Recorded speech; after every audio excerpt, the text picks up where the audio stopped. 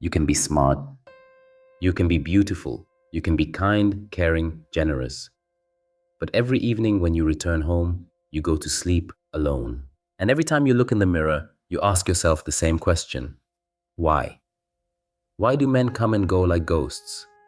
Why do they disappear as suddenly as they appear, leaving behind coldness and emptiness? Why does it all repeat itself again and again, like the same play where the roles have long been learned and the finale is always the same? You search for an answer. You torment yourself, going through every word, every step, every encounter in your memory. You think, maybe something is wrong with me. Maybe I'm broken. Maybe it's my own fault. But let me tell you a truth that is both searing and freeing at the same time. The reason for your loneliness is not you. It is not your fault. It is hidden deeper than you can imagine. It's a legacy. An invisible gift passed down through the female line. Heavy, poisoned, yet so real that it secretly controls your life. And here's the scariest part. This gift was given to you by the person closest to you. By the one from whom you least expected betrayal. From your maternal grandmother. Many will be surprised now. What does my grandmother have to do with this? But it was in her hands that the key to your destiny lay. Why? Because the father's line and the mother's line are two different rivers. They flow side by side, but they nourish different things. The father's line gives you the social, money, status, the ability to act, your place in the world. It's a vector pointed outward. And the mother's line is your soul, its depth, emotions, the ability to love and to trust. It's your inner world that determines what everything else will be like. And the maternal grandmother is the source, the root from which your mother grew, the root from which you grew. And if this root was poisoned by pain, fear, humiliation, and suffering, then the entire tree, both your mother and you, will be nourished by poison. You can build relationships, but they will be bitter. You can search for love, but you will only find confirmation of one thing. Love does not exist for me. This is not magic or a curse from old fairy tales. It's a program, an invisible script written in every cell of your body. You think you are making your own choices, that you are making decisions. But in reality, you are just playing an old foreign role. You are an actress in a play that began long before you were born. And this play has three scenarios, three masks of loneliness, three paths you can walk without even noticing it. The first is called the prohibition of happiness. The second is men are a danger. And the third is I can do it all myself. You might recognize yourself in at least one of them. And if you do, it will be the first step to changing your destiny. Before I tell you about them in detail, stop for a moment and ask yourself, have you seen a repeating pattern in your life? The same relationships with different people?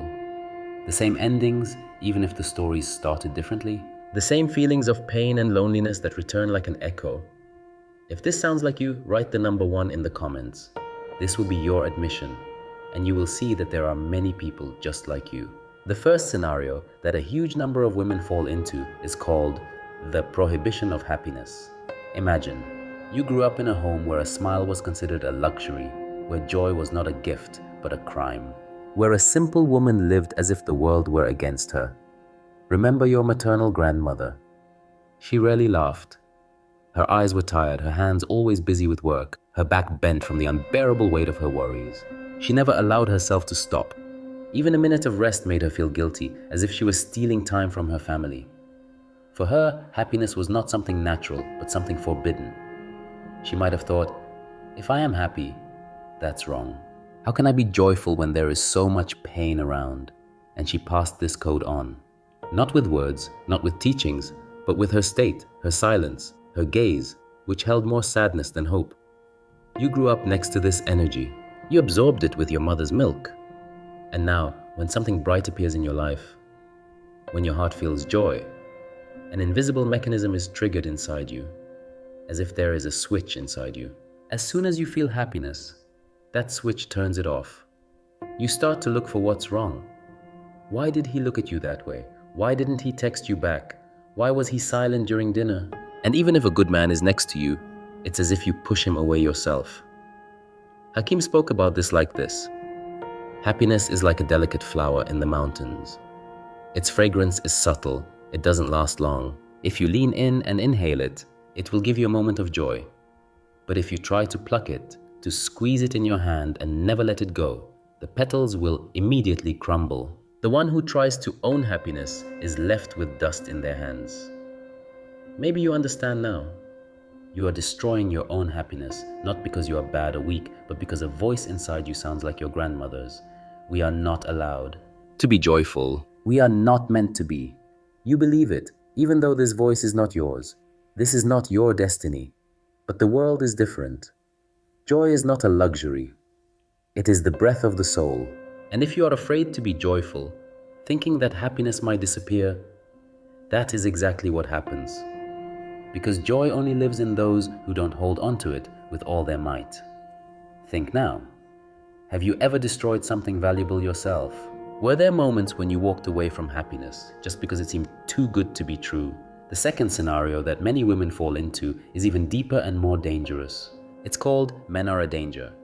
This scenario is born where the female line of the family is nourished by fear. Remember your maternal grandmother. She may have survived a war. She may have seen men leave and never return. Perhaps your grandfather was a drinker, rude, shouted, or raised his hand. And every time he entered the house, your grandmother flinched. She was silent. She didn't say aloud, "I'm scared." But her body spoke for her. Tight lips, a quick glance towards the door, a tense back. And your mother saw all of this. She absorbed this fear like a sponge. And then, with the best of intentions, she passed it on to you. She might have repeated, "Be careful. Don't trust men. They're all the same." And you believed her. After all, your mother said it. Hakim told a parable about a woman who lived at the foot of the mountains. Every night, her husband came home drunk and angry. She knew. As soon as he opened the door, the silence in the house would turn into a storm. She tried to hide this horror so that the children wouldn't see, but it was in those seconds when she held her breath and her eyes filled with fear that the child felt everything. And this child grew up, and the simple formula was written in their heart: man equals danger. What happens to such a woman afterward? There are two paths. The first is like a moth to a flame. She is attracted to those who cause pain. Abusers, tyrants, cold and cruel people, like magnets for her subconscious. And each new man only confirms the old script. Yes, grandmother was right. Men bring suffering. The second path is the opposite. If a kind and caring person enters her life, her system reacts differently. She doesn't believe it. She waits for the catch. Her soul screams, "This is too good. This is not normal. It's a trap." And then a siren goes off inside. She begins to build walls of coldness, sarcasm, distrust. She pushes him away, destroying the relationship herself, and she is left alone. Hakim said, "Fear is like smoke. You can close your eyes and pretend it's not there, but it still enters your lungs. You breathe it in, and it becomes a part of you. And then you wonder why you are suffocating. Perhaps you recognize yourself now. Do you ever choose men who only bring pain? Or, on the contrary, do you walk away from those who are ready to give you care because you don't trust them? If so, write the number 2 in the comments. And you will see that there are many such women. And your comment will be a support for someone else. But there is a third scenario, the most insidious one. It hides behind a mask of strength. It sounds like pride, but in reality, it's a sentence. The third scenario is the most hidden and the most treacherous. It doesn't look like pain. It masquerades as valor, as strength, as proud dignity. But in reality, it is not strength. It is a heavy stone around your neck. This scenario is called, "I can do it all myself." Remember your grandmother. Perhaps she was widowed early. Maybe her husband was weak, spineless, unable to protect her. And she had to take on everything. The house, the children, work, the entire burden of life. The neighbors would say, "What a woman, a true hero." They respected her. They even admired her. She was an example of resilience. But who saw the price of this? Strength. Who heard her sobs at night when everyone was asleep? Who noticed how her shoulders ached from the unbearable load? No one. Because she herself didn't allow anyone to look at her pain. She decided, it's better to take on everything myself than to trust and lose again. And this choice, once made out of desperation, turned into a program. She passed it on to your mother, and your mother passed it on to you. Now your inner voice sounds like this. You can't trust anyone. If you want to survive, do everything yourself, and you carry it all. Work, home, parents, children, problems, responsibility. You can't ask for help because there's a prohibition inside. For you, asking for support is equal to admitting weakness. You're proud that you can handle it, but you cry from exhaustion at night. You wake up and put on the mask of strength again. You go out to save the world again. And the men you attract, they are the same as your grandmother's husband, weak, dependent, unmotivated. And at first, you carry them. And then you begin to despise them because your script didn't give them a chance to be different. Hakim said, "A woman who is always strong is like a river that has decided to carry its own banks. But a river is meant to flow, to carry life. When it carries its banks, it dries up." Do you recognize yourself? Are you also the one who always carries everything on her shoulders? Are you also the one who can't exhale because everything will fall apart without you? If so, write the number 3 in the comments. This will be your admission, and perhaps next to your comment, someone else will write a 3, and you will feel that you are not alone. 3 scenarios, 3 masks of loneliness, and all of them are not yours. It's not your fault. It's someone else's story that you are carrying like a cross. But there is something important. Every prison has a key, and this key is not somewhere outside. It has always been in your hands. We have analyzed 3 scenarios, 3 masks of loneliness that hide in the soul. They may be different, but they have one root, and this root is in the story of your maternal grandmother. And now, something important. You are not to blame, but only you can decide, will you continue to carry this cross or will you lay it on the ground? Hakim said, "Any shadow disappears if you let light into it, and the most ancient pain of a lineage dissolves when your consciousness touches it." Today, I want to give you a simple practice. It's not magic, not a spell. It's a step that can be the beginning of a new life. You will only need silence, a little time, and a small wax candle. Step 1. Recognition. Light a candle. Look at its flame. This small living fire is a mirror of your soul. Sit quietly, take a deep breath, and say, even in a whisper, "Grandmother," say her name if you know it.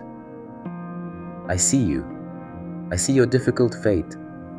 I acknowledge your pain. I acknowledge your fear. I acknowledge your loneliness. Do not blame her. She is not to blame. She was a prisoner of her time. She did everything she could to survive, and the only thing she could pass on was life. And for that, you thank her." Step 2. Return. Place your right hand on your heart. Feel it beating. This is your heart, your life, your path. And say firmly, with love, "I gratefully return your script to you. I return your pain, your fears, your loneliness. That was yours. You coped as best you could, but my destiny is my own. I choose love. I choose happiness. I choose trust." Imagine an old gray thread extending from your heart. It goes back in time to your grandmother. And in the light of the candle, this thread gradually thins out, breaks, and disappears. Take a deep exhale. Allow it to leave. Step 3. Blessing. Now, still holding your hand on your heart, say, "I take only the best from the maternal line. I accept strength. I accept wisdom. I accept beauty. I accept the ability to love." Sit for a few minutes in silence. Look at the candle flame. Imagine a gentle wave of warmth spreading down your back. This is your cleansed lineage returning its true power to you. Remember, your loneliness is not a sentence. It's just someone else's story, an old script that can be rewritten. You don't have to be a prisoner of pain. You don't have to be strong to the point of exhaustion. You have the right to love and happiness, simply because you were born. From this day on, you can start writing your own story. A story with joy, trust, and tenderness. A story where a man is not a threat or a burden, but a partner. A story where your soul is not afraid of silence. Hakim said, "The key to your prison has always been in your hands. You just forgot it was a key, and now you can turn it and walk out." And now that you have listened to this point, stop. Don't rush. Take a breath. Look at the candle flame or just close your eyes and whisper, I choose to live. I choose to love. I choose to be myself. If one of the 3 grandmother stories resonated in your heart, write the number 1, 2, or 3 in the comments. You don't have to explain, just put the number, and you will see how many people carry the same pain. Your comment is not just a number, it's a sign to others. I am here. You are not alone. Together we are learning to break this cycle. Share this video with a friend, a sister, a woman who you feel needs these words. And don't forget to subscribe to the Voice of Tibet channel. Here we don't teach, we remind. We return to you the silence that you have always carried in your heart.